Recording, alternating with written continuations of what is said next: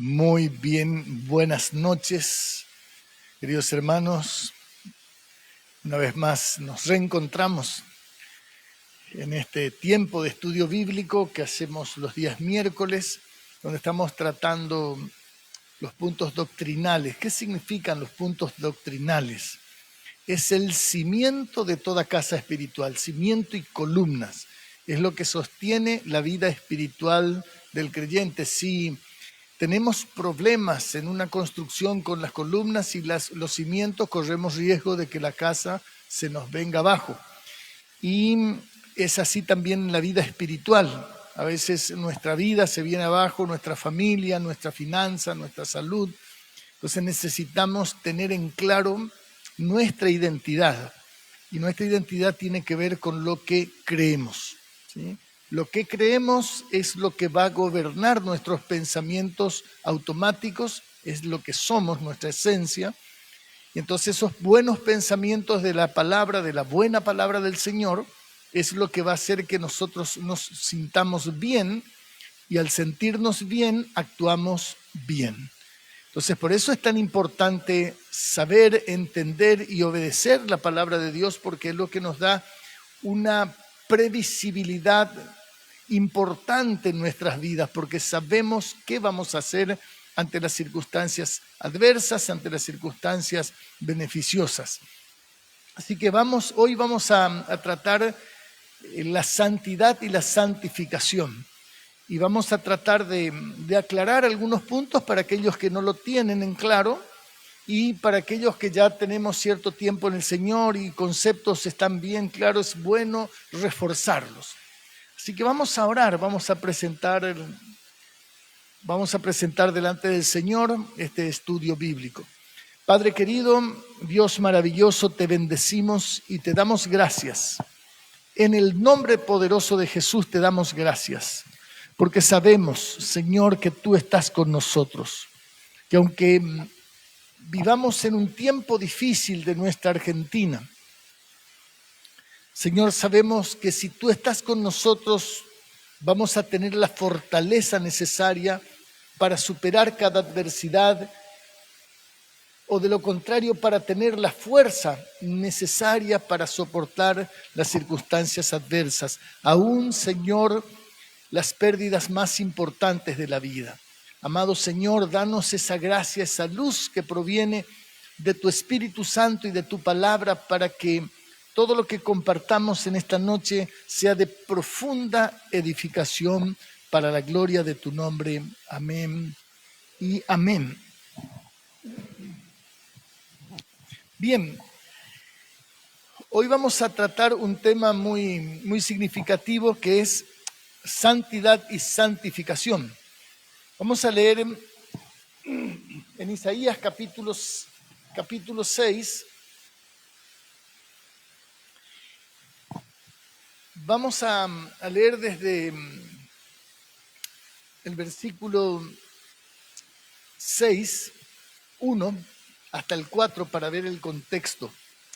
En el año que murió el rey Usías, vi yo al Señor, dice Isaías. Vi yo al Señor sentado en un trono alto y sublime, y sus faldas llenaban el templo. Por encima de él habían serafines. ¿Qué eran serafines? Seres espirituales tipo ángeles. Cada uno tenía 6 alas, con 2 cubrían sus rostros, con 2 cubrían sus pies y con 2 volaban. Y el uno al otro daba voces diciendo: Santo, Santo, Santo, Jehová de los ejércitos, toda la tierra está llena de su gloria. Y los quiciales de las puertas se estremecieron a la voz del que clamaba, y la casa se llenó de humo. Entonces dije: ay de mí, que soy muerto, porque siendo hombre inmundo de labios y habitando en medio de un pueblo que tiene labios inmundos, han visto mis ojos al Rey Jehová de los ejércitos. Hay dos pasajes donde tenemos esta expresión de seres celestiales que expresan casi idénticamente esto: santo, santo, santo. El otro lugar donde encontramos es en Apocalipsis, capítulo 4 y versículo 8.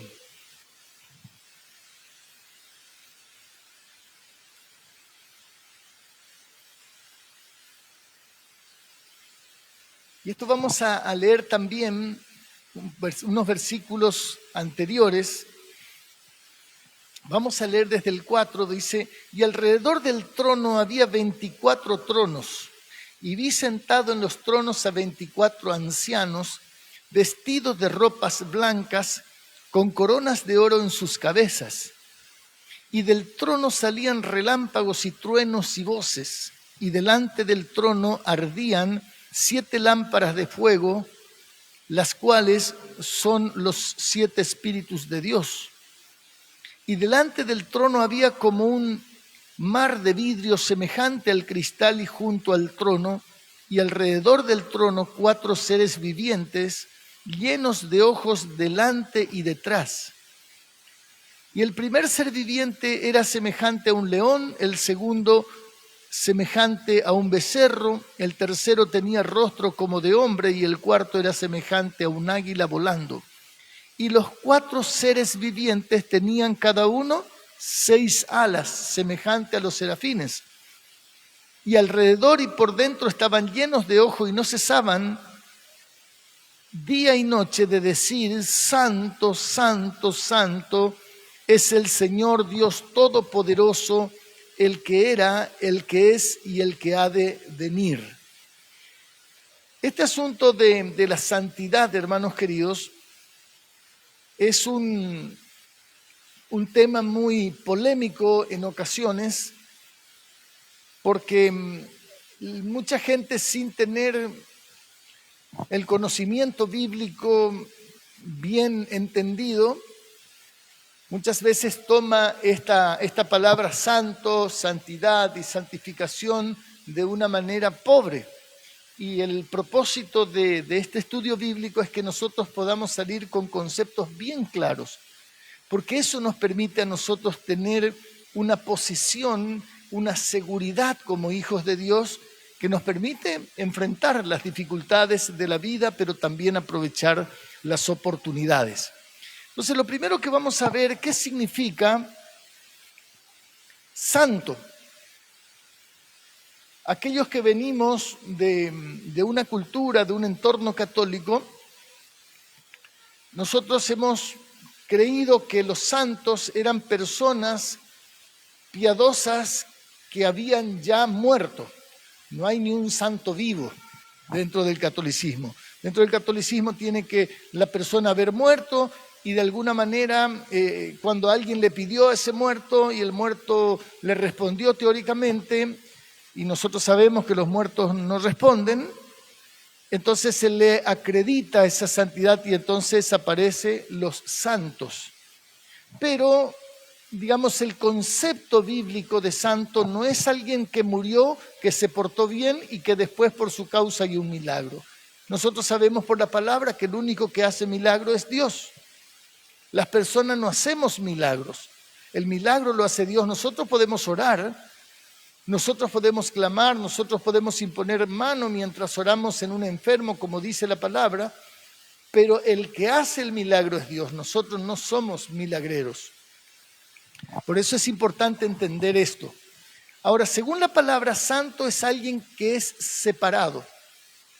Separado no en términos peyorativos, sino separado en términos de ser elegidos para una tarea, digamos, especial. Sería seleccionado.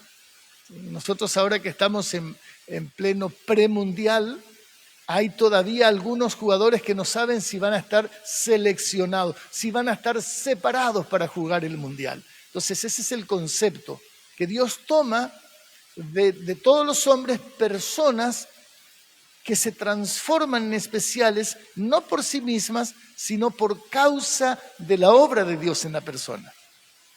Entonces, es alguien que tiene que ser distinto al resto. Entonces, no puede ser igual. Por ejemplo, si nosotros pensamos en cosas, todo lo que nosotros tenemos en el templo debe ser santo. Es decir, separado para un uso exclusivo para Dios. Entonces nosotros no podemos usar estos equipos para un cumpleaños de 15, por ejemplo. ¿Sí? Menos para otras cosas. Entonces, ese asunto de ser santo, como leímos recién, santo, santo Jehová de los ejércitos, toda la tierra está llena de su gloria, dice en Isaías capítulo 6, pero en Apocalipsis 4 dice, santo, santo, el Señor Dios Todopoderoso. ¿Sí? El que es, el que era y el que ha de venir. Entonces, eso es, el ser santo es un atributo esencial de Dios. ¿Qué significa esencial? Que no puede no tener. Si Dios no es santo, Dios no es Dios. Así determinante. Entonces Dios es absoluta y totalmente puro, perfecto, sin pecado y diferente de la creación. Por eso dice separado de la creación, diferente. ¿Sí? Él, por eso la palabra dice que ni aun los cielos de los cielos le pueden contener. Es distinto a la creación y también trasciende toda la creación. Y dice, es separado de la creación por su majestad inigualable.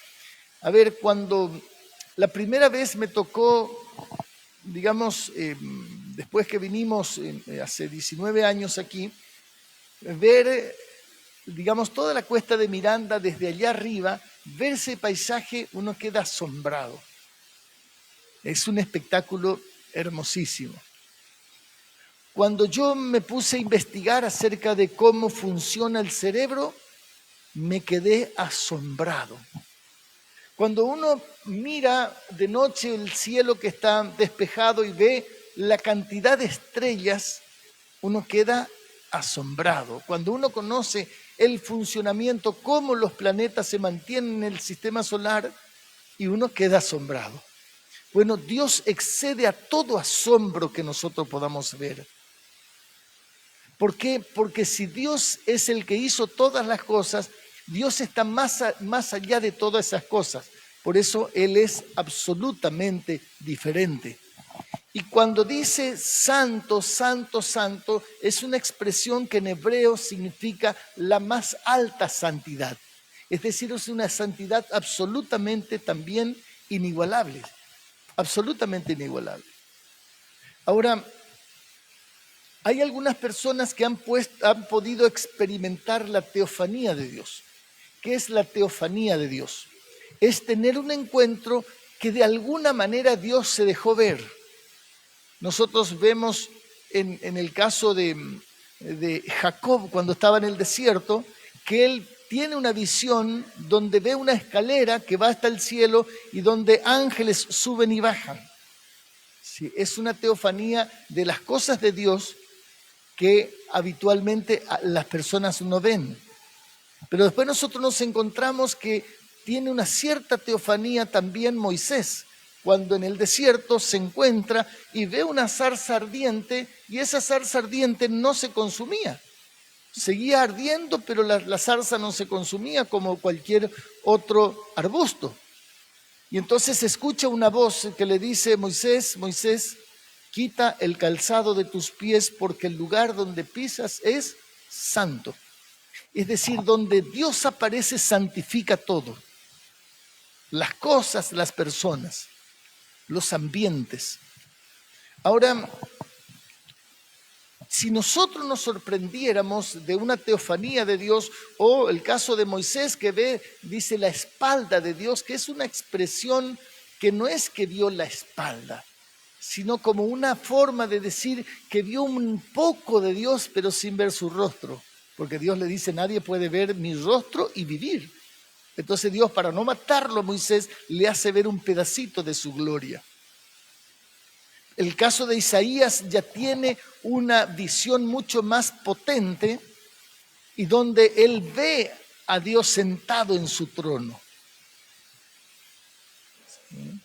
Ahora, son visiones, digamos, muy fugaces, es como un boceto simplemente. Ahora, cuando nosotros pensamos en esos serafines, en esos 4 seres vivientes, ellos ante la majestad de Dios no pueden mirarle.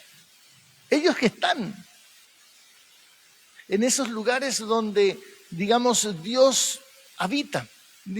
Los 4 seres vivientes se cubren los pies y se cubren su rostro. ¿Sí?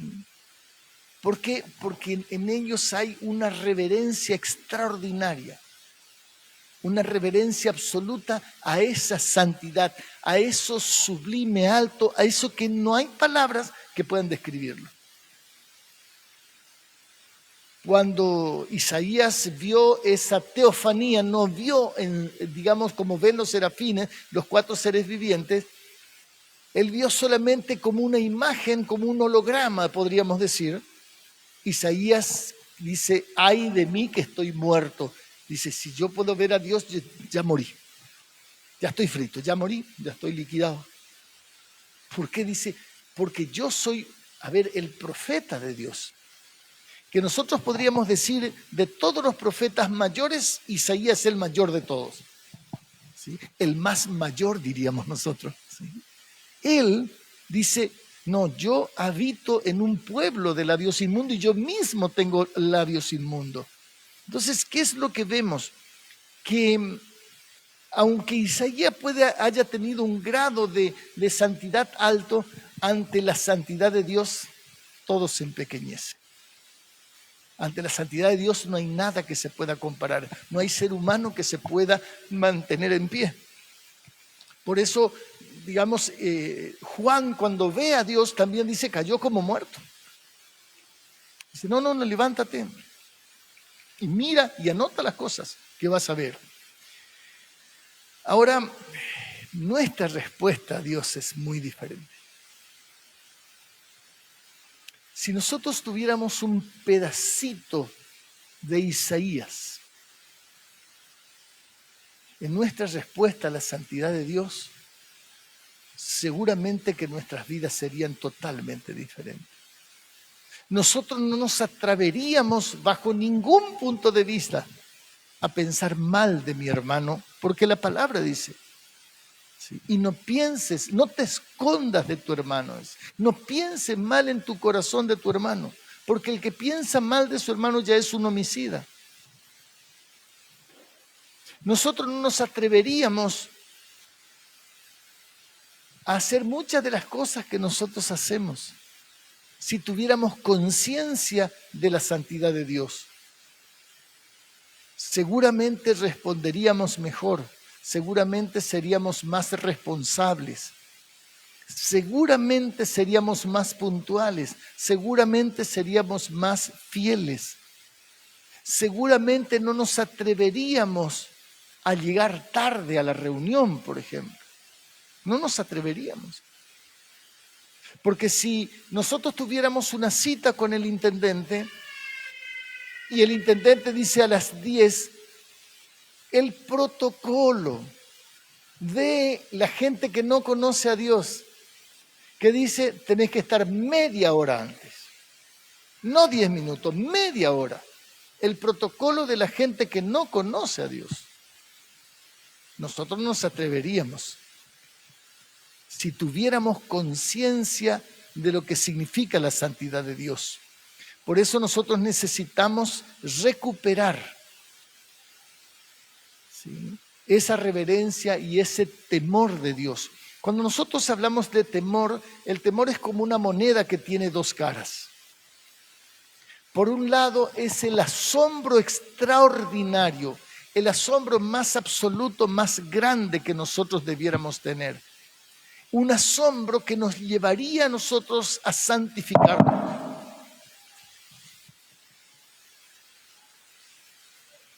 Un asombro que nos llevaría a nosotros a santificarnos, a vivir distinto y a amarle a Dios.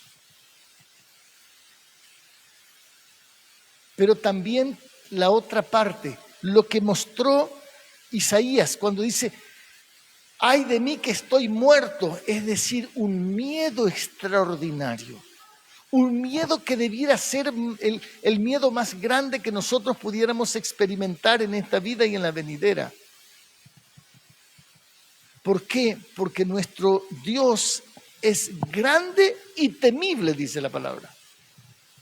Grande y temible. Entonces, por eso es que nosotros debiéramos tomar este asunto de la santidad de Dios, estudiarle y decirle, Espíritu Santo, yo necesito que abras los ojos de mi entendimiento para que pueda ver un poquito lo que no estoy viendo de la santidad de Dios. Para que nosotros buscáramos que la presencia de Dios en nosotros se profundice. Que nosotros podamos, los padres, criar a nuestros hijos y disciplinarnos en la amonestación del Señor, no como a nosotros nos parece, no como nosotros nos criaron, no como los sabios de este mundo dicen que hay que criar un hijo, sino nosotros estaríamos tremendamente comprometidos para que la palabra de Dios more en abundancia en el corazón de nuestros hijos. Si nosotros no le permitiríamos a nuestros hijos dejar el colegio, dejar la escuela en segundo grado, nosotros no le vamos a pedir permiso a nuestro hijo si es que quiere ir o no quiere ir a la escuela. Nosotros decir, no, caballerito, usted se va, no, caballerita, usted se va. Nosotros debiéramos tener un compromiso muchísimo más alto que el que tenemos para llevarle a la escuela. Vamos a leer en Romanos 1:7.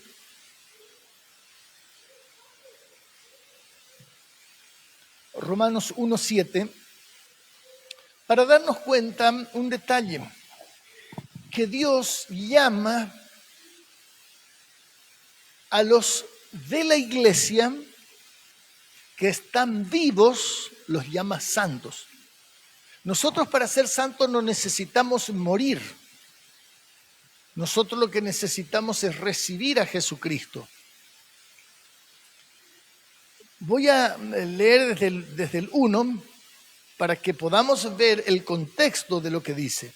Dice, Pablo, siervo de Jesucristo, llamado a ser apóstol, apartado para el evangelio de Dios, que él había prometido antes por sus profetas en las Santas Escrituras. Fíjense que las Escrituras, o sea, la palabra de Dios, la Biblia, también es santa, porque todo lo que tiene Dios y contiene Dios es santo. Y ese evangelio es acerca de su Hijo con mayúscula, nuestro Señor Jesucristo, que era del linaje de David según la carne, y que fue declarado Hijo de Dios con poder, según el Espíritu de santidad.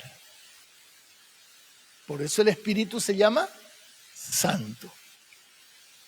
Por la resurrección de entre los muertos, y por quien recibimos la gracia y el apostolado para la obediencia a la fe en todas las naciones por amor de su nombre, entre los cuales estáis también vosotros, llamados a ser de Jesucristo.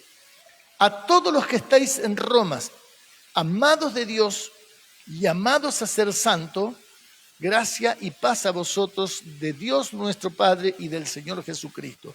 Entonces dice que son llamados a ser santos. ¿A quién le está escribiendo? A los hermanos de la iglesia que estaba en Roma. Ahora, a la carta que escribe a la iglesia que estaba en Corinto, le dice algo similar. Dice capítulo 1, versículo 1, dice, Pablo, llamado a ser apóstol de Jesucristo por la voluntad de Dios, y el hermano Sóstenes, a la iglesia de Dios que está en Corinto, a los santificados en Cristo Jesús, llamados a ser santos, con todos los que en cualquier lugar invocan el nombre de nuestro Señor Jesucristo, Señor de ellos y nuestro. ¿Sí? Entonces dice que, la palabra nos dice que somos santificados en Cristo. O sea, nosotros nos hacemos santos cuando estamos en Cristo. Y dice, llamados a ser santos. En la segunda carta le dice exactamente lo mismo. En Filipenses, por ejemplo, dice, Pablo y Timoteo, siervos de Jesucristo, a todos los santos en Cristo Jesús que están en Filipos, con los obispos y diáconos. En Efesios capítulo 1 y versículo 1 dice, Pablo, apóstol de Jesucristo por la voluntad de Dios, a los santos y fieles en Cristo Jesús que están en Éfeso. Entonces, ¿a quién está escribiendo Pablo? A los santos. Si estuvieran muertos, ¿cómo van a leer la carta a los santos? Tendrían que estar vivos. ¿Sí? Entonces, no existe ningún fundamento bíblico para que un santo sea santo después de muerto. Es decir, el santo tiene que ser vivo, porque santo es aquel que por causa de la elección de Dios, nosotros recibimos a Jesús en nuestro corazón, Dios nos aparta porque cuando Él pone en nosotros su Espíritu Santo, se manifiesta el perdón de todos nuestros pecados por el arrepentimiento. Nosotros en ese momento de la conversión, cuando le pedimos perdón al Señor, nosotros pasamos a ser un santo sin pecado. Sin pecado significa sin pecado. Por eso se transforma en santo. Y no deja de ser santo a pesar de los pecados que después va a cometer ese que recién. Y eso lo vamos a ver por la Biblia, obviamente, porque no podemos nosotros decir, no, pero yo pienso, no, yo no comparto, es que nosotros no tenemos ni que compartir ni que pensar. Nosotros tenemos que decir, sí, Señor, lo que tú dices, eso está bien. El problema es cuando nosotros nos transformamos en opinólogos de la palabra, cuando Dios no nos llamó a opinar, nos llamó a entender, nos llamó a aprender y nos llamó a obedecer su palabra. Por eso cuando dice Pablo, siervo de Jesucristo, está diciendo esclavo de Jesucristo, no está diciendo que ese siervo, ¿no es cierto?, es alguien que puede discutir con su amo. El esclavo no discute con nadie, el esclavo obedece, punto, se terminó la historia. Entonces, ¿qué significa santo entonces para nosotros los que hemos creído en el Señor Jesucristo? Separado por Dios, que tenemos que ser diferentes al resto, o sea, nosotros no podemos comportarnos como el resto. En algunos casos, obviamente que sí vamos a comportarnos como el resto, porque, por ejemplo, vamos a caminar, vamos a hablar, etcétera, etcétera, vamos a, digamos, a pedir, vamos a aceptar, es decir, cosas que son cotidianas, vamos a ser como el resto, pero no nos vamos a comportar como el resto, no vamos a tener todos los mismos gustos que el resto. Podemos coincidir que nos gusta la milanesa, pero no podemos coincidir en cuestiones como, por ejemplo, el aborto. ¿Estamos a favor o en contra? De la ideología de género, ¿estamos a favor o en contra? Sí. Ahí ya no podemos ser como el resto. No podemos ser nosotros políticamente correctos. Nosotros tenemos que ser bíblicamente correctos. Ahora, nosotros no vamos a juzgar a la gente que le gusta otras cosas. Eso es terreno de Dios. Dios va a juzgar a los vivos y a los muertos. No, que nosotros no vamos a condenar a personas, sí, pero sí vamos a estar en desacuerdo con el pecado. No estamos de acuerdo con eso. Y somos consagrados para un uso especial. Ahora vamos a leer Hebreos capítulo 9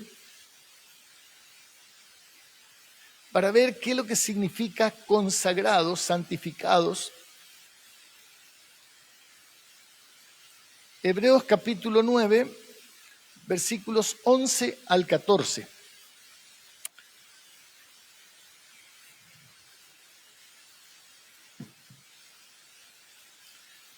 Pero estando ya presente Cristo, sumo sacerdote de los bienes venideros, por el más amplio y más perfecto tabernáculo, no hecho de manos, es decir, no de esta creación, y no por sangre de machos cabríos ni de becerros, sino con su propia sangre entró una vez para siempre en el lugar santísimo, habiendo obtenido eterna redención.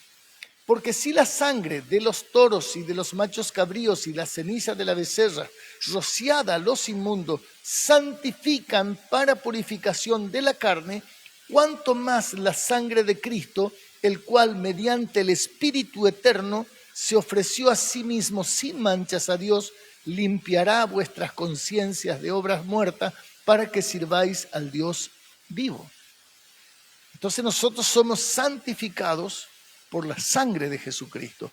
Ahora, en el capítulo 10, versículos 11 al 14 también, dice, y ciertamente todo sacerdote está día tras día ministrando y ofreciendo muchas veces los mismos sacrificios, que nunca pueden quitar los pecados. Pero Cristo, habiendo ofrecido una vez y para siempre un solo sacrificio por los pecados, se ha sentado a la diestra de Dios. Y de ahí en adelante, esperando hasta que sus enemigos sean puestos por estrado de sus pies, porque con una sola ofrenda hizo perfectos para siempre a los santificados. Entonces vemos que es la sangre de Cristo, por esa sangre nosotros llegamos a ser santos. Porque por esa sangre nosotros somos perdonados, porque Él pagó el precio de nuestros pecados. Ahora bien, vamos a mirar 1 de Pedro 2:9. Vamos a ver cuando dice para un uso especial, consagrado para un uso especial, nosotros vamos a ver cuál es el uso que Dios quiere hacer con nosotros. Dice, mas vosotros sois linaje escogido. O sea, no es que nosotros estamos en el camino, en el pueblo de Dios, siendo parte de la iglesia que Jesucristo viene a buscar.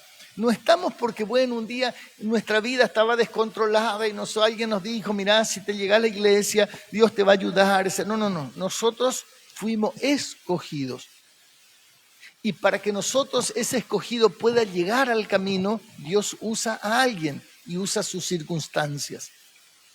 Y entonces dice, real sacerdocio, nación santa. O sea, nosotros no vamos a poder tener ese uso especial si no somos santos y si no somos escogidos. Pueblo adquirido por Dios para, aquí está el propósito, el uso, anunciar las virtudes de aquel que nos llamó de las tinieblas a su luz admirable. Entonces, para ese uso especial, para reflejar la gloria de su gracia, para manifestar en nuestra vida que el Espíritu Santo y la palabra nos habitan. Y fíjense que aquí el versículo 10 apoya ese asunto de que fuimos sacados, extraídos de la vana manera de vivir que dice Pedro después en su primera carta. Dice, vosotros que en otro tiempo no eran pueblo, pero que ahora son pueblo de Dios, que en otro tiempo no habían alcanzado misericordia, pero ahora ya alcanzaron misericordia. Es decir, que Él nos sacó de ese montón de pecadores perdidos, empedernidos, y Él nos apartó, nos sacó de allí y nos trajo a su luz admirable. Y entonces con su sangre nos redimió, con su sangre Él nos lavó de nuestros pecados para hacernos santos. Entonces, ahora, ¿cómo Dios hace el proceso? ¿Qué es lo que hace Dios para que nosotros seamos santos? Una vez que nosotros llegamos, somos santos, ¿cómo ahora empieza un proceso? La santificación es un proceso. Ser santo es una posición, tiene que ver con nuestra identidad. La santificación es la forma de vivir nosotros.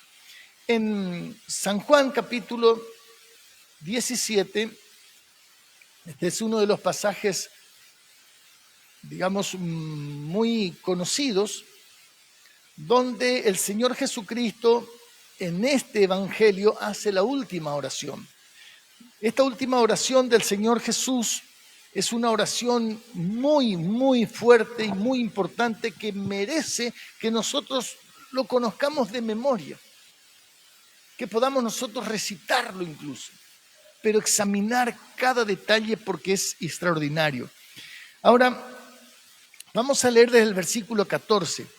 Él está orando al Padre y en el versículo 13 le dice, pero ahora yo voy a ti. Y hablo esto en el mundo para que tengan mi gozo cumplidos en sí mismo. Y escuche esto, yo les he dado tu palabra. ¿Quién le está hablando? A Dios. Señor, tú me diste una palabra a mí, ahora yo le di esa palabra a ellos. Y el mundo los aborreció porque no son del mundo como yo tampoco soy del mundo. Y ahora fíjense lo que dice, yo no ruego que lo quites del mundo, sino que los guardes del mal. Es decir, nosotros vamos a seguir viviendo en este mundo que está pata para arriba y cada vez más pata para arriba. Y lo que el Señor le pide a su papá, dice, por favor, guárdalos del mal. O sea, guárdale que ellos vayan a apartarse del camino. Y en el versículo 16 vuelve a decir otra vez, no son del mundo como yo tampoco soy del mundo. Y ahora fíjense, santifícalos en tu verdad. Tu palabra es verdad. Como tú me enviaste al mundo, así los he enviado al mundo. Y por ellos yo me santifico a mí mismo para que también ellos sean santificados en la verdad. Entonces, fíjense la importancia de la santificación. Que el Señor Jesús dice, yo me santifico, yo le muestro el camino. Yo le muestro el camino.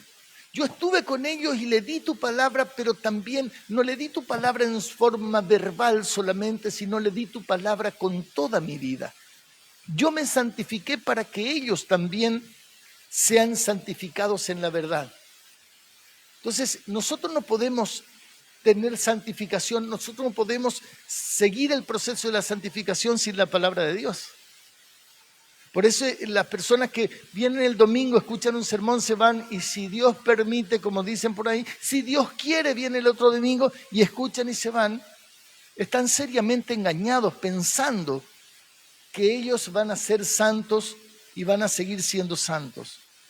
Porque si no hay palabra viva, morando en abundancia en nosotros, como dice Pablo escribiendo a los Colosenses, es imposible. Es como decir que yo quiero alimentarme, pero no como nada. ¿Qué va a pasar con nuestra fuerza si nosotros no comemos una semana? Y vamos a ir teniendo serios problemas. Cada vez estaremos con menos fuerza. Y va a llegar un momento en que vamos a cantar para el carnero, vamos a morir.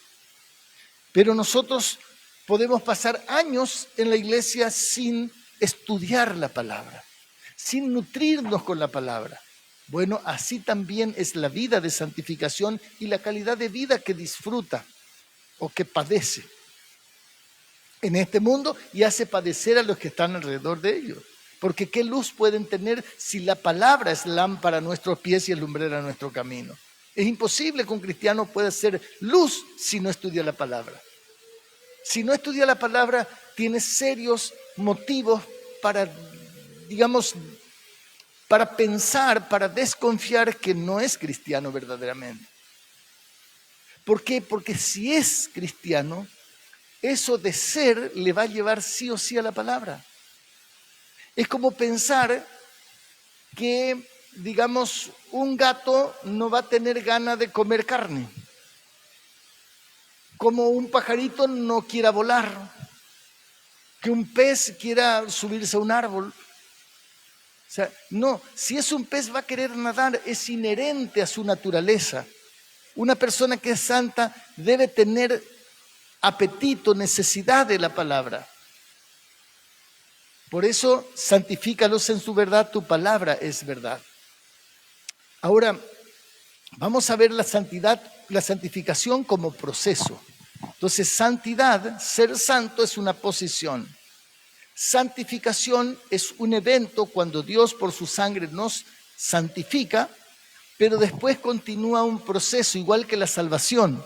Nosotros somos salvos en un evento donde Dios perdonó todos nuestros pecados pasados y presentes, pero después hay una salvación futura, que es durante el tiempo que estamos en la tierra y esa salvación que se va a manifestar en los tiempos postreros.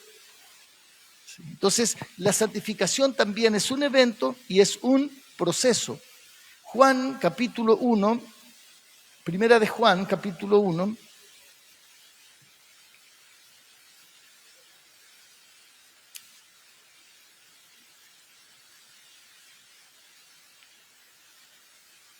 versículo 6, vamos a leer.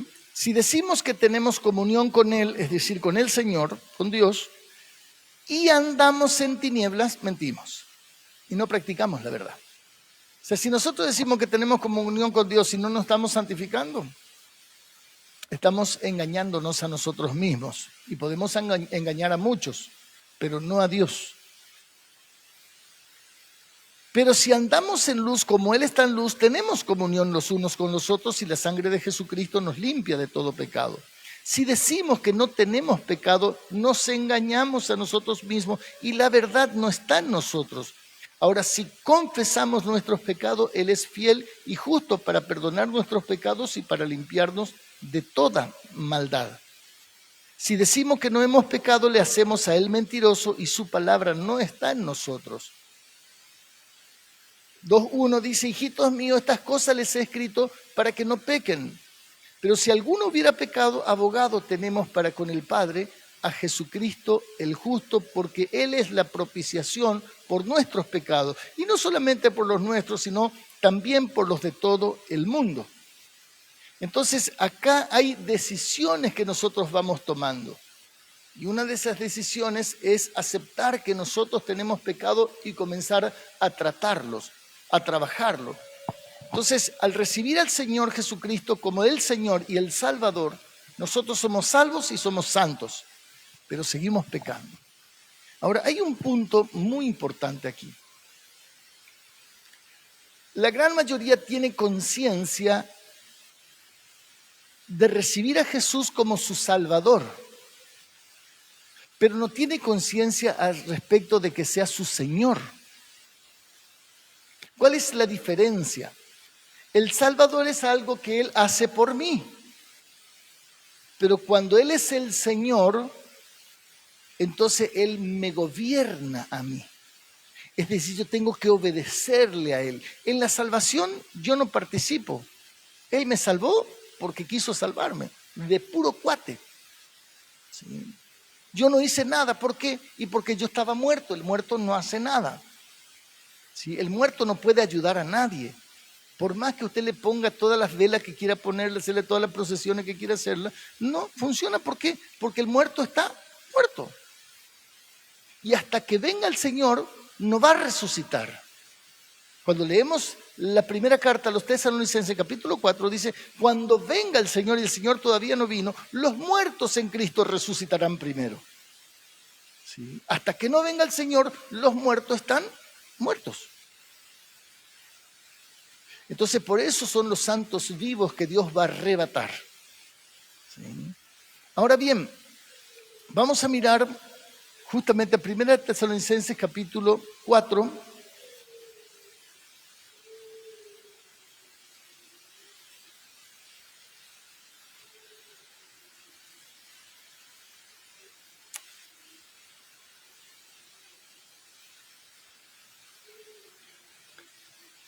Primera de Tesalonicenses capítulo 4, versículos 1 al 8.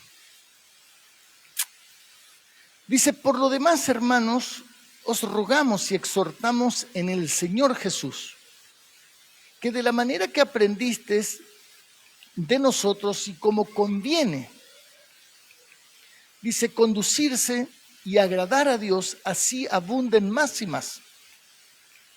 Porque ustedes ya saben las instrucciones que les dimos por el Señor Jesús. Pues la voluntad de Dios es vuestra santificación, que se aparten de fornicación, que cada uno de ustedes sepa tener su propia esposa en santidad y en honor, y no en pasión de concupiscencia como los gentiles que no conocen a Dios. Que ninguno agravie ni engañe en nada a su hermano, porque el Señor es vengador de todo esto, y como ya los hemos dicho y testificado, pues no nos ha llamado Dios a inmundicia, sino a santificación. Así que el que desecha esto no desecha a hombres, sino a Dios, que también nos dio su Espíritu Santo. Entonces aquí está hablando la santificación en términos de portarse bien, en términos de entender que todo lo que nosotros hacemos se transforma en santo. Por eso dice que tenemos que tener a nuestra esposa en santidad y en honor. De hecho, que después vamos a mirar en Primera de Pedro, que hace una descripción mucho más, digamos, impactante de estas cosas. En la segunda carta a los Corintios, en el capítulo 7, dice: así que, amados, puesto que tenemos tales promesas, limpiémonos de toda contaminación de carne. ¿Qué significa contaminación de carne? Todo aquello que nuestros instintos nos quieren hacer satisfacer, las cosas que Dios nos dio lícitamente, pero conseguirlo de forma ilícita. A ver, ¿cómo, por ejemplo? Bueno, el ejemplo más claro es el matrimonio. ¿Sí? Dios nos llama primero a hacer el compromiso para toda la vida y después el postre. A buen entendedor, pocas palabras. Nosotros aprendimos que, en el mundo, que primero nos comemos el postre y después vemos qué hacemos con la sopa. ¿Sí? Por eso dejamos muchas sopas en el camino. Entonces, en el mundo nosotros satisfacemos, no, porque lo que pasa es que tenés que darme la prueba de amor. ¿Por qué? Porque yo necesito la prueba de amor. ¿Sí? Igual que con el tema del dinero, así también con todas las cosas que queremos conseguir usando la mentira, la manipulación. Bueno, esos son justamente, digamos, la contaminación de carne y de espíritu. ¿Cuándo es contaminación de espíritu? Cuando yo voy a alguien que puede conectarme con algún muerto y entonces le pedimos al muerto que nos ayude. Cuando a veces vamos a una persona que hace oraciones en secreto y no sabemos qué dice y que después nos da un amuleto para que nos vaya bien. Contaminación de espíritu. Cuando nosotros vamos a eventos como el carnaval, la chaya, nosotros vamos a un evento espiritual, no vamos solamente a ver algo de la cultura. No es inocente. Esa es contaminación de carne y de espíritu. Dice, perfeccionando la santidad en el temor de Dios. Nosotros no vamos a perfeccionarnos en santidad si no tenemos temor. Por eso necesitamos que su temor sea en nosotros. Que nosotros podamos verle a Dios como ese Dios de gracia, de amor, de misericordia, de paciencia, pero también como el fuego consumidor, como el Dios celoso. Porque nosotros vamos a dar cuenta, dice la palabra.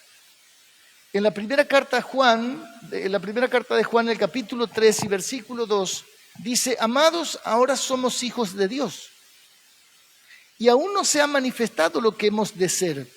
Pero sabemos que cuando Él se manifieste, esto es en su segunda venida, nosotros seremos semejantes a Él porque le veremos tal como Él es. En ese momento, cuando el Señor venga, nosotros, dice Pablo escribiendo a los Corintios, en la primera carta del capítulo 15, que nosotros seremos transformados. Dice, no todos moriremos, pero todos seremos transformados. Vamos a tener un cuerpo glorificado, dice Pablo.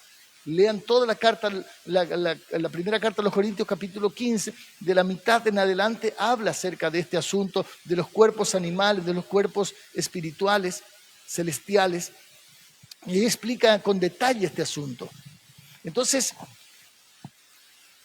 dice que nosotros le vamos a ver al Señor, ya no va a ver como Moisés que vio la espalda, no va a ser como Isaías que vio algo así como que las faldas. No lo veía el Señor, pero sí veía, digamos que las faldas estaban ahí en el templo. nosotros le veremos tal cual es. Esa promesa extraordinaria, dice Juan, y todo aquel que tiene esta esperanza en Él se purifica a sí mismo como Él es puro. ¿Qué es purificarse? Santificarse. Purificarse, serse puro. Entonces cada uno de nosotros a esta altura de la ponencia seguramente que podemos estar medio nerviosos y tenemos razón para estar nerviosos, pero hay buena noticia. Primera de Pedro, vamos a leer primera carta del apóstol Pedro en el capítulo 1 y versículo 13. Dice, por tanto, ceñid los lomos de vuestro entendimiento, sed sobrios y esperad por completo en la gracia que se os traerá cuando Jesucristo sea manifestado. Es decir, significa prepárense, estén atentos, a ver con toda la atención. No quiero que se distraigan con nada, dice Pedro. ¿Sí? Es decir, su entendimiento tiene que estar enfocado. Y tenemos que ser sobrios, significa no tenemos que andar babeando. Y esperar por completo.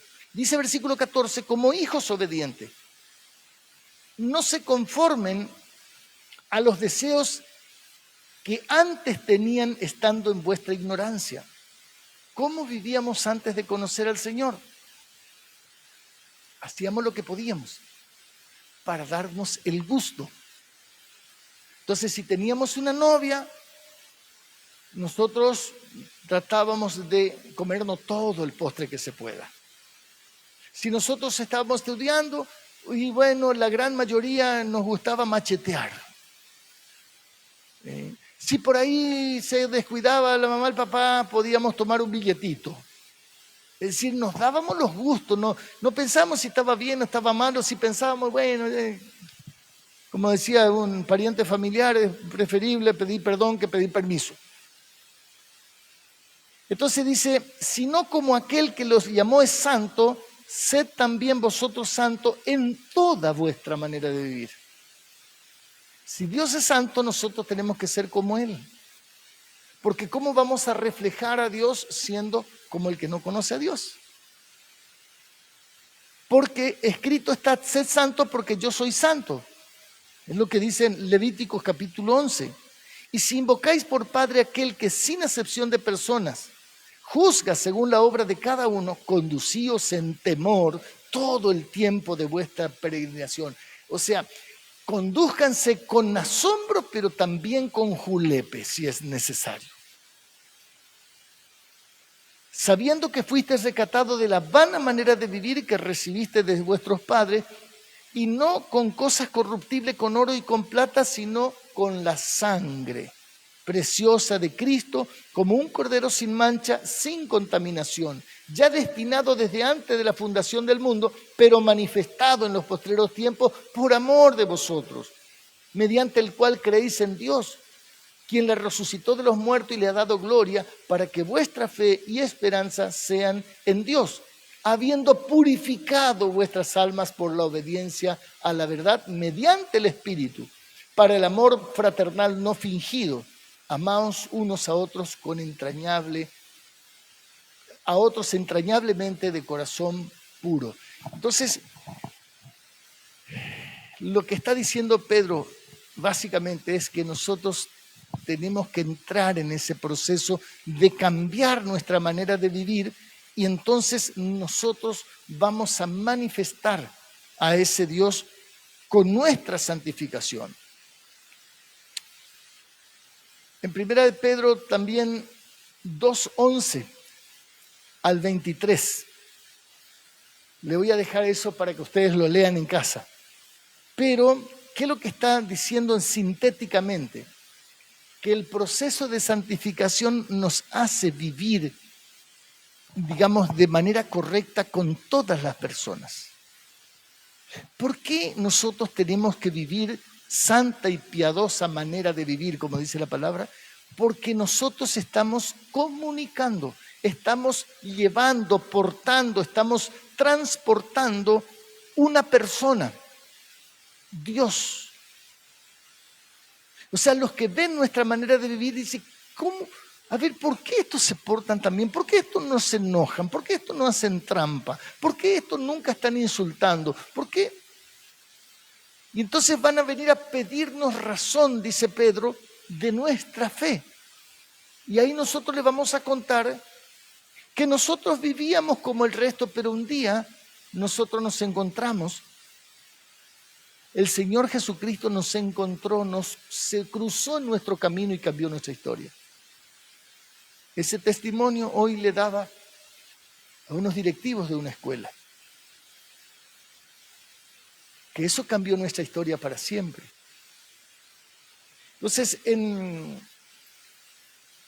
¿cómo nosotros logramos, digamos, este proceso de santificación? En la segunda carta de Pedro, nosotros nos encontramos con un pasaje también bastante lo comparto en estudios bíblicos, en las prédicas, en las charlas. ¿Por qué? Porque esto tiene una potencia extraordinaria. Y dice Pedro, versículo 3, dice, como todas las cosas que pertenecen a la vida y la piedad, como todas las cosas que nosotros necesitamos para nuestra santificación, podríamos parafrasear. Dice, nos han sido dadas, es decir, se nos dio cuando recibimos a Jesús como nuestro Señor y Salvador, Dios puso su Espíritu Santo y dice Ezequiel que puso un corazón nuevo y puso un espíritu nuevo en nosotros y puso a su espíritu para que podamos andar en sus mandamientos. Ahí nos dio todo. Es como darnos un auto de Fórmula 1 o una computadora Super Mega Plus y nosotros no sabemos todavía cómo manejar. Sabemos prender la computadora y aparece tantas cosas y no sabemos por dónde empezar. Cuando recién nos convertimos, Dios ya nos dio todo. Pero que nosotros vamos a poder usar todas esas cosas cuando, mediante el conocimiento de aquel que nos llamó por su gloria y excelencia. En la medida que nosotros vamos estudiando la palabra para conocer el Dios que adoramos, entonces nosotros vamos a empezar a aprovechar todas esas cosas que nos fueron dadas. Y dice que por medio de las cuales, de esas cosas que nos dio, nos ha dado también preciosas y grandísimas promesas. Es decir, no solamente nos dio un manual de instrucciones para que nosotros podamos vivir quieta y reposadamente en toda santidad y honestidad, como dice el apóstol Pedro también, sino también nos dio promesas. Y las promesas son de altísimo calibre. Dice, preciosas y grandísimas. O sea, cosas que van mucho más allá de que el Señor me dio una esposa. El Señor me permitió un trabajo. El Señor me permitió comprar un auto. El Señor permitió que alguien me dejara una herencia. Sí, todas esas cosas podemos recibirlas, pero eso no tiene que ver con las preciosas y grandísimas promesas. Esto es algo mucho más extraordinario, lo cual la plata y el oro no pueden comprar. Que es una vida de otro nivel, que es una vida de otra calidad. La santificación es lo que a nosotros nos deja a salvo de las miserias de este mundo. La santificación es el proceso mediante el cual nosotros nos vamos despegando de las cosas que hacen sufrir a la mayoría. Y nosotros podemos soltarlas sin problemas. Porque sabemos que nada hemos traído a este mundo y nada nos llevaremos. Por lo tanto, si tenemos sustento y abrigo, con eso estemos contentos. La mayoría de las personas tienen mucho más que sustento, mucho más que abrigo y no están contentas. La vida en el Espíritu, la santificación es lo que nos permite aprovechar y dar gracias por todo. ¿Qué significa por todo? Por todo. Lo bueno, lo regular, lo malo, lo horrible. ¿Por qué? Porque sabemos que nuestra patria no está aquí. Si nosotros no sabemos que nuestra patria no está aquí, entonces vamos tranquilos. ¿Cuándo fue la última vez que viene un extranjero de paso acá y se compra un terreno? No, porque ellos no van a vivir acá, ellos van a vivir en su país. Ahora, si ellos tienen ganas de vivir acá, se van a comprar. Pero la mayoría viene de paso, ay, qué lindo, chiqui, saca foto y se va. y muestra a sus amigos, mira, yo estuve acá. Sí, pero no dejan sus cosas valiosas aquí porque saben que no van a vivir aquí. Ahora, después dice que esas preciosas y grandísimas promesas no, sino todas las cosas que nos dio para vivir así, dice, todas esas cosas es para que nosotros por ellas llegásemos a ser participantes de la naturaleza divina. ¿Qué significa ser participantes de la naturaleza divina? Cuando el Espíritu Santo viene en nosotros, nosotros estudiamos la palabra, nosotros comenzamos a pensar como Dios quiere que piense, nosotros estamos pensando como Dios, entonces estamos participando de su naturaleza divina. Entonces nosotros tenemos creatividad, tenemos inteligencia, tenemos empatía, tenemos amor, tenemos un montón de cualidades que la gente común no lo puede tener por sus propias fuerzas. Entonces, ahora la condición de eso es, dice, habiendo huido de la corrupción que hay en el mundo a causa de los malos deseos. O sea, nosotros no podemos pretender una vida de santificación haciendo trampa.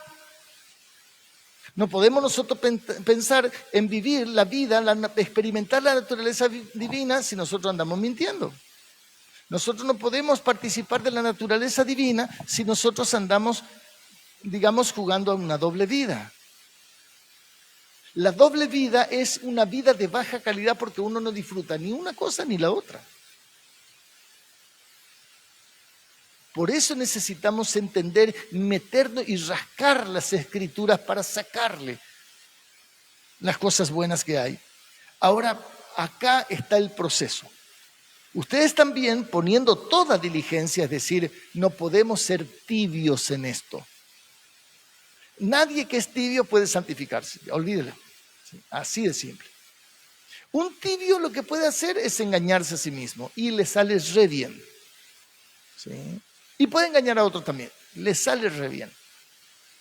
Pero no va a experimentar. Es el que se autopercibe cristiano. ¿Sí?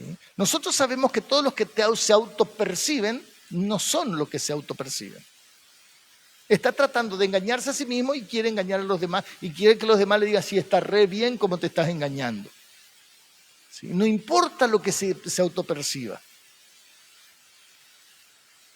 Dice, poniendo toda diligencia por esto mismo. ¿Por qué por esto mismo? Porque eso es demasiado valioso. Porque las promesas son grandiosas y preciosas. Dice, añadir a vuestra fe virtud. ¿Qué es lo que es virtud? Es decir, todo lo hermoso de la conducta de Cristo. Añadir a su fe el fruto del Espíritu Santo. A ese fruto del Espíritu Santo añadirle conocimiento. Significa que tenemos que estudiar más la palabra. A ese conocimiento le vamos a añadir dominio propio. Claro, del fruto del Espíritu Santo tenemos el dominio propio. Al dominio propio le tenemos paciencia, claro, porque eso es fruto del Espíritu Santo. A la paciencia, piedad. ¿Qué es la piedad? Es todo el carácter de Cristo manifestado. A la piedad, afecto fraternal, y al afecto fraternal, amor. Es decir, en definitiva, tenemos que crecer en manifestar el fruto del Espíritu Santo. Porque si estas cosas están en ustedes y abundan, es decir, no tiene que estar escaso, tiene que abundar. Dice, va a ocurrir esto. No vamos a estar ociosos y sin fruto en cuanto al conocimiento de nuestro Señor Jesucristo. Es decir, una persona que empieza a manifestar el Espíritu Santo, el fruto del Espíritu, es una persona terriblemente complicada para las tinieblas. ¿Por qué? Porque es inquieto. Nosotros tenemos un hermano en la escuela secundaria que él tiene un plan. Y este año lo mandaron a una escuela y, digamos, está un rato en la escuela primaria, otro rato en la escuela secundaria. Y ya habló con los dos directores para que nosotros vayamos a dar charla a los chicos sobre bullying, sobre el tema de las conductas adictivas. Un hermano que no es ni ordenanza siquiera. Pero ya tiene 4 maestras que ya estuvo hablando para traerla a la iglesia. ¿Qué le está pasando a este hermano? Este hermano se tomó en serio este tiempo. y sabe que todos los días ayuna hasta las 5 de la tarde. Cuando viene a las 5 de la tarde recién come, todos los días de la semana. Este hermano, ¿no es cierto?, se puso las pilas en serio. Claro, ¿y qué pasa? Y me hablan las maestras, yo hablé con 2 maestras y me hablaron maravillas de él. La directora me habló maravillas de él. Entonces, ¿qué le pasó? Él está manifestando esto. Entonces no está ocioso, no está ocioso.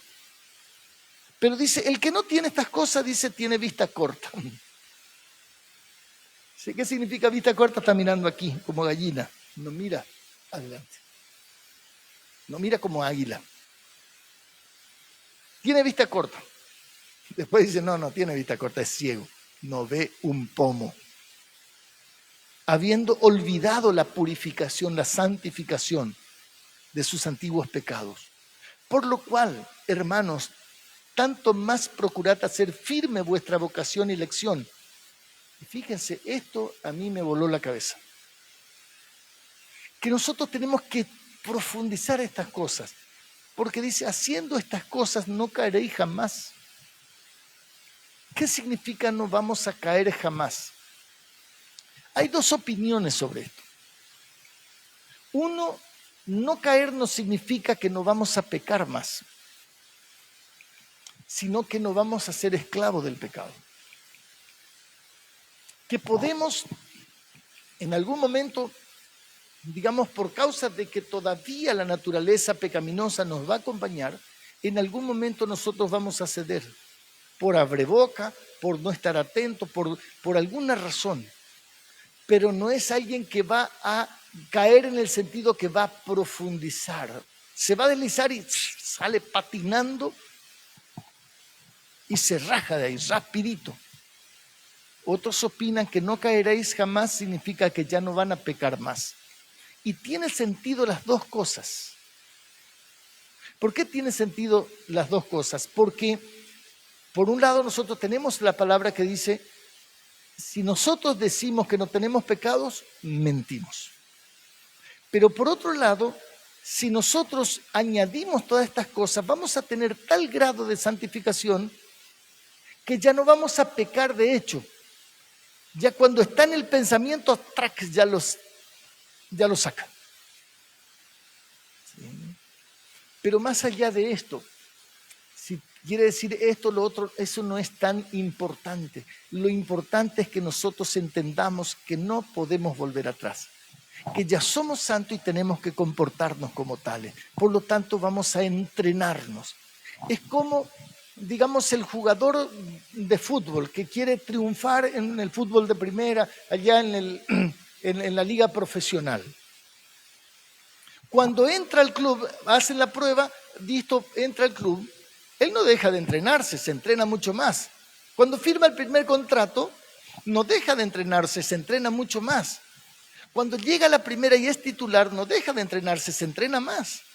¿Por qué? Porque ahora quiere que le compre un equipo de Brasil, un equipo de Europa, ¿no es cierto? Porque ahí está la plata grande.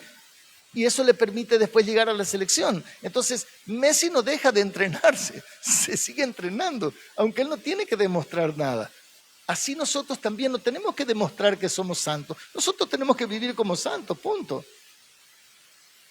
Cuando nosotros entendemos estas cosas, nuestra vida se simplifica porque no andamos con un corazón en 2 lugares. No andamos diciendo, ay, pero yo quiero tomarme una cerveza. No, si yo quiero lograr esto, no puedo andar cediendo una cerveza. ¿Sí? Si yo quiero lograr esto, no puedo yo querer andar en fiestas sexuales.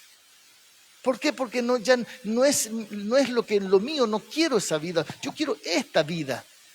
Entonces si nosotros somos cristianos, no podemos participar de un corso, no podemos andar en los boliches, no podemos andar en las bailantas, no podemos andar en cosas que ya sabemos que eso viene de nuestra vieja vida y lo que nos hizo infeliz a nosotros y a todos nuestros antepasados también. Ahora, ¿cómo nosotros logramos eso? Nosotros logramos por este camino simple que Dios nos dio. Aprender la palabra de Dios, porque la palabra de Dios es viva y es eficaz. La palabra de Dios es el que convierte al alma, el que hace sabio al sencillo, el que alumbra los ojos, el que alegra el alma. Por la palabra Dios nos va a confrontar con nuestros pecados. Por la palabra nosotros vamos a poder alcanzar promesas. Por la palabra nosotros tenemos, por ese conocimiento que vamos a tener del Señor Jesucristo, nosotros vamos a aprovechar todas las cosas que pertenecen a la vida y a la piedad. Aprendemos la palabra, pero no alcanza con aprender. Nosotros tenemos que hacer una profunda huella psíquica en nuestro cerebro reptiliano, nuestro corazón. ¿Para qué? Para que esa palabra nos gobierne en forma automática. Por eso nosotros necesitamos oración, ayuno, adoración, no dejar de congregarnos. Es decir, una obediencia sistemática, intencional, efusiva, digamos, bien intencional, bien perseverante, ¿sí? Bien apasionada.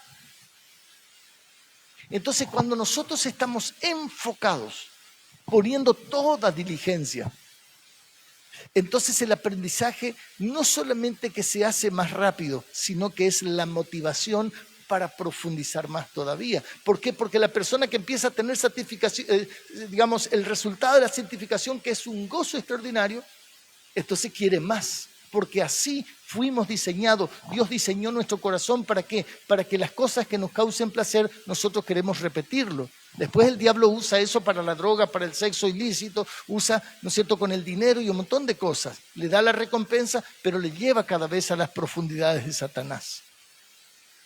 Pero nosotros no tenemos que vivir así. Eso no sea así entre nosotros. Amén. Bien, hermanos queridos, acá llegamos. Necesitamos esta profundización. Por eso es que nosotros no podemos quedarnos con que escuchamos una vez. Nosotros tenemos que ir a desmenuzar en casa. Nadie aprende escuchando una vez nada que valga la pena. Tontera podemos aprender rápido, pero algo que valga la pena va a requerir toda diligencia. ¿Cuánto más para una vida extraordinaria aquí en la tierra y lo que nos espera que no tiene nombre? No hay forma. Decía Pablo, inefable. No se puede describir. Amén. Así que comida para llevar, comida para compartir. Padre querido, te damos gracias. Y oramos, Señor, para que esta palabra produzca ese efecto para el cual tú la enviaste. Que es, Señor, desafiarnos a poner toda diligencia. Señor de los cielos, por tu Espíritu Santo y por tu sangre preciosa. Señor, esto quede grabado y nos inquiete. Espíritu Santo, inquiétanos. Inquiétanos, Espíritu Santo. Aún haznos soñar si es necesario. Tú nos conoces. Por eso en tus manos ponemos nuestras vidas. En el nombre poderoso de Jesús. Amén y amén. Bien, hermanos queridos, hasta el próximo miércoles, si así Dios lo permite. Recuerden que el próximo sábado tenemos la escuela bíblica a las 5 de la tarde. A las 20 horas tenemos reunión de jóvenes. El sábado 19:30 el anexo en el barrio Las Torres. Y el domingo a la mañana, 10 de la madrugada, tenemos el culto aquí en nuestro templo, acá en el barrio Paimán. Y a la tarde a las 19 horas en el acceso norte, en la biblioteca de los Sarmientos, ¿sí? Todo esto hacemos, ¿para qué? Para que el pueblo tenga palabra de Dios. Que Dios les bendiga, nos encontramos.